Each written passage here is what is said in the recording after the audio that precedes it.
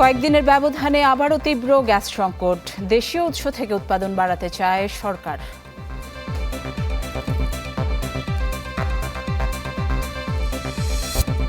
আওয়ামী লীগের নিষেধাজ্ঞা প্রত্যাহারের খবর গুজব। ৭১-এর ইতিহাস মুছে দিতে চায় কিছু দল, বললেন রিজভী। হারুনের সাথে দুই মন্ত্রীর ফোন আলাপ ট্রাইব্যুনালে। কামালের নির্দেশেই সমন্বয়কদের খাবারের ছবি প্রকাশ।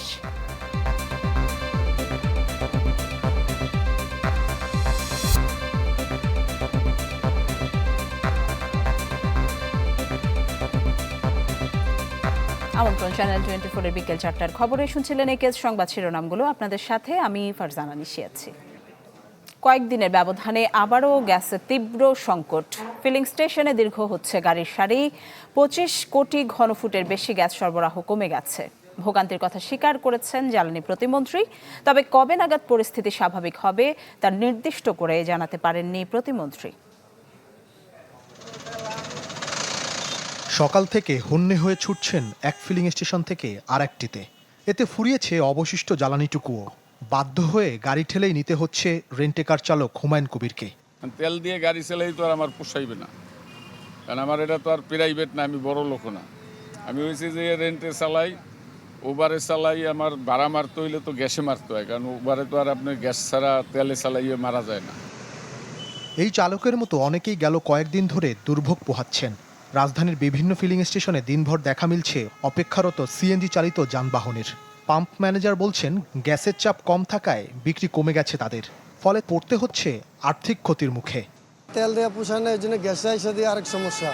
4 ঘন্টা উপরে হয়েছে, লাইন দিয়ে ওদিক দিয়ে ঘুরে শিখ দিয়ে আসছে, ওদিক দিয়ে রাতে দিব, সকালে দিব, এইভাবে করে চলছে। বাধ্য হয়ে আমরা এখন পেট্রোলে চালাইতেছি, অকটেনে চালাইতেছি এইভাবে। যেখানে আমাদের সেল 6-7 লাখ 8 লাখ হয়, সেখানে আমাদের 2-2.5 লাখের আমাদের এখানেই তো বোঝা যাচ্ছে যে আমাদের যে সেলে বা ইয়েতে হ্যাম্পার হচ্ছে। তারপর আমার কর্মচারীগুলো বসে বসে ঘুরতেছে, কোনো কাজ নেই। গেল ২১ জুলাই অগ্নি দুর্ঘটনায় মহেশখালীতে ভাসমান এলএনজি কার্গো টার্মিনাল ক্ষতিগ্রস্ত হয়। সারা দেশে সৃষ্টি হয় গ্যাস সংকট। 2 সপ্তাহ পর গেল বৃহস্পতিবার কিছুটা বাড়ে গ্যাসের চাপ। তবে সমুদ্রে বৈরী আবহাওয়ার কারণে সোমবার সন্ধ্যা থেকে সরবরাহ আবার কমেছে। চলমান গ্যাস সংকটে ভোগান্তির কথা স্বীকার করেছে জ্বালানি প্রতিমন্ত্রী। সচিবালয়ে দুঃখ প্রকাশ করে তিনি জানান, সাগর উত্তাল থাকায় সামিটের টার্মিনালে কার্গো খালাস সম্ভব হচ্ছে না। আর এক্সিলারের টার্মিনাল আংশিক সক্ষমতায় চলছে। পুরো সক্ষমতায় চলতে প্রায় ৭২ ঘন্টার জন্য টার্মিনালটি বন্ধ করা লাগবে, যা একটি বড় চ্যালেঞ্জ। বঙ্গোপসাগরের কিন্তু রাফ থাকবার কারণে সামিট টার্মিনালে সে কার্গোটা কিন্তু রিলিজ হতে পারছে না।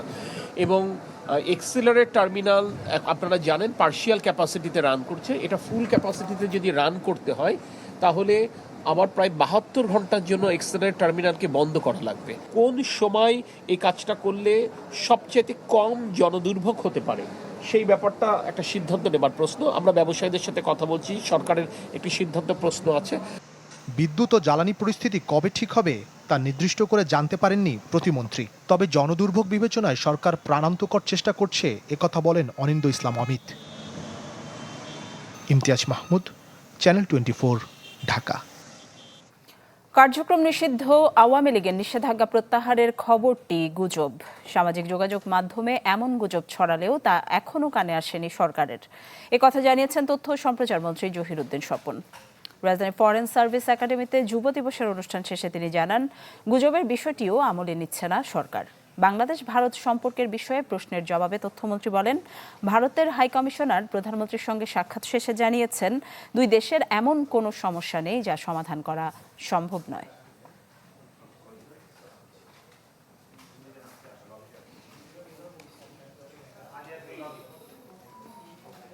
সোশ্যাল মিডিয়ায় দেখা যাচ্ছে যে আওয়ামী লীগের উপর নাকি নিষেধাজ্ঞা তুলে নেওয়ার একটা গুজব ছড়িয়ে পড়েছে। এই ধরনের কোন গুজব এখন পর্যন্ত সরকারের কানে আসেনি। ভারতের রাষ্ট্রদূত নিজেই আমাদের মাননীয় প্রধানমন্ত্রীর সঙ্গে কথা বলে বেরিয়ে বলেছেন, দুই দেশের এমন কোনো সমস্যা নাই যা সমাধান করা যাবে না। একথা বলেই তিনি ভারতের প্রধানমন্ত্রীর সঙ্গে দেখা করতে গিয়েছেন। আমরা অধীর আগ্রহে অপেক্ষা করছি ইতিবাচক ফলাফলের জন্য। ৭১-এর ইতিহাস মুছে দিতে কিছু রাজনৈতিক দল কাজ করছে বলে অভিযোগ করেছেন প্রধানমন্ত্রীর রাজনৈতিক উপদেষ্টা রুহুল কবির রিজভী। আরাফাত রহমান কোকর ৫৭তম জন্মবার্ষিকীতে রাজধানী বনানী কবরস্থানে শ্রদ্ধা জানানো শেষে তিনি এই মন্তব্য করেন। ৭১কে ছোট করার জন্য, ৭১কে ইতিহাস থেকে মুছে দেওয়ার জন্য বর্তমানে কোনো রাজনৈতিক দল প্রচেষ্টা চালাচ্ছে। আমি বলি যে কাকে খুশি করতে চাচ্ছে?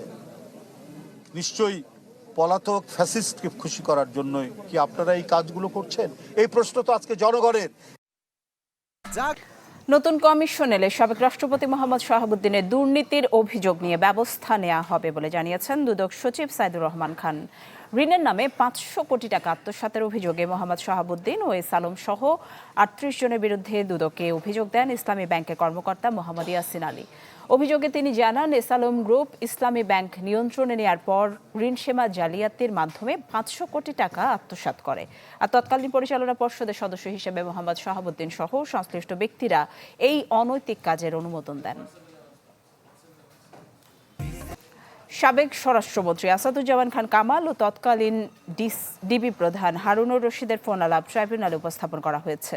ফোন আলাপে জুলাই অভ্যুত্থানের সময় সমন্বয়কদের খাওয়ার ছবি প্রকাশ করায় হারুনের ওপর শেখ হাসিনার নাখোশের তথ্য উঠে আসে ফোন আলাপে। এদিন শুনানিতে আসামিদের সর্বোচ্চ সাজা চেয়েছে প্রসিকিউশন।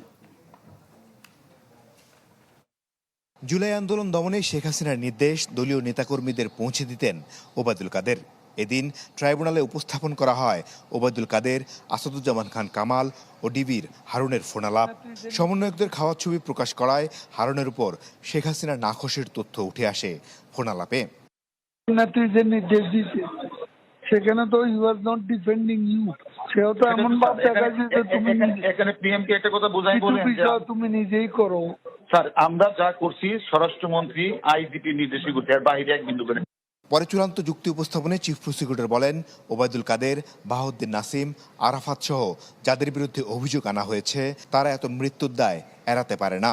২৯ সাক্ষী স্বাক্ষর প্রমাণের দাবি করে আসামিদের সর্বোচ্চ সাজা চেয়েছে প্রসিকিউশন। ওবায়দুল কাদের তার ১১ তারিখের একটা ডেরোগেটরি স্পিচ বা বক্তব্যের পরিপ্রেক্ষিতেই এই আন্দোলনটা পরবর্তীকালে একটা সহিংস আন্দোলনে, মানে আওয়ামী লীগের ছাত্রলীগ, যুবলীগ তারা একটা সহিংস ভূমিকা অবতীর্ণ হয়। তিনি একবার বলেছিলেন যে আমার ছাত্রলীগই যথেষ্ট। আরেকটা বক্তব্যে তিনি বলেছিলেন যে দেখামাত্র গুলি বা শুটের সাইটের মতো সিদ্ধান্ত সরকার নিয়েছে। তো আমরা সন্দেহাতীতভাবে এই মামলাটি প্রমাণ করতে সক্ষম হয়েছি। আজকে আমরা যে বিষয়টি আদালতের কাছে বলেছি যে তাদের বিরুদ্ধে আমরা সর্বোচ্চ শাস্তি দাবি করেছি। শুনানিতে চিফ প্রসিকিউটর বলেন, আওয়ামী লীগ নেতারা নিজেদের প্রথম শ্রেণীর নাগরিক মনে করতেন, বাকি সবাইকে করা হতো তুচ্ছতাচ্ছিল্য। একই কাজ করেছেন ডক্টর জাফর ইকবাল, ঘৃণা ছড়িয়েছেন ঢাকা বিশ্ববিদ্যালয়ে। বাংলাদেশ আওয়ামী লীগ সবসময়ই তারা যখন রাষ্ট্র পরিচালনায় থাকতো বা থাকেন, তো তখন তারা নিজেকে প্রথম শ্রেণীর নাগরিক এবং অন্যদেরকে দ্বিতীয় শ্রেণীর নাগরিক ভাবতেন বলে আমি আমার আর্গুমেন্টে উপস্থাপন করেছি। এই মামলার শেষ শুনানিতে ওবায়দুল কাদেরকে রাজনৈতিক জোকার আখ্যা দিয়ে চিফ প্রসিকিউটর বলেন, জুলাইয়ে তারা মানবতা বিরোধী অপরাধ করেছেন। তিনি বাংলাদেশের ইতিহাসে একজন রাজনৈতিক জোকার। মাসুদুর রহমান, চ্যানেল 24, ঢাকা। কারণ তিনি সিলেটের রায়নগর মিতালি আবাসিক এলাকা থেকে স্বামী স্ত্রী এবং গৃহকর্মীর মরদেহ উদ্ধার করেছে পুলিশ জানায় সকাল 10টা পর্যন্ত বাসা দরজা না খোলায় প্রতিবেশীদের সন্দেহ হয়। পরে জরুরি সেবা 999-এ ফোন দেওয়া হয়। ঘটনাস্থলে পৌঁছে একটি কক্ষ থেকে আব্দুস সাত্তার ও আরেকটি কক্ষ থেকে তার স্ত্রী এবং গৃহকর্মীর মরদেহ উদ্ধার করে পুলিশ। তাদের ছেলেমেয়েরা প্রবাসে থাকেন। প্রাথমিকভাবে এটি হত্যাকাণ্ড বলে ধারণা পুলিশের। হত্যার কারণ ও জড়িতদের ধরতে অভিযান চালাচ্ছে আইনশৃঙ্খলা বাহিনী। দরজা খুলছেন না, তারপরে ওই যে বিল্ডিংর উপরে দিয়ে উঠছেন আমরা সেক্রেটারি সামাদ ভাই তাইন উঠছেন, উঠিয়া দেখুন যে তানোর গলা কাটা অবস্থায় দরজা কলিং বেল দিছে, কেউ খুলে নাই দরজা, না খোলায় পুলিশকে ফোন দেওয়া হয়েছে। পুলিশ আসছে, আইসা দরজা ভাঙছে, ভাঙ্গিয়া ঢুকিয়া ভিতরে লাশ পাওয়া গেছে। এটা কোনো ধারালো অস্ত্র দিয়ে তাদেরকে আঘাত করে তাদেরকে হলো যে হত্যা করা হয়েছে। হলো যে ওখানে ওয়ার্ড্রোব এবং আলমারি যেটা ছিল, এখান থেকে যে মূল্যবান সামগ্রী সরানো হয়েছে এরকম মানে প্রতীয়মান হচ্ছে।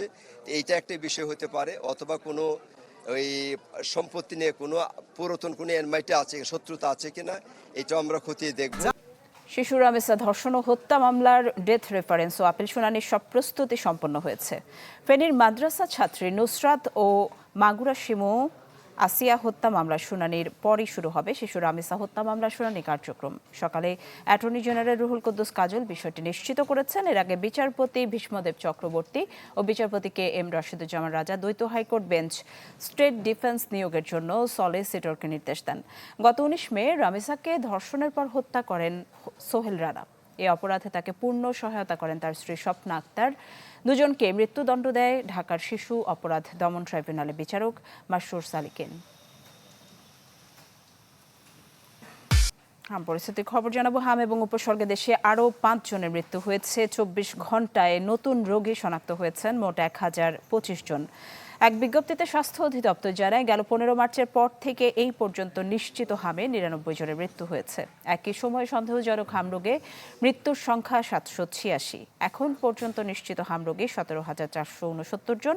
এছাড়া সন্দেহজনক হাম রোগীর সংখ্যা 1,39,125।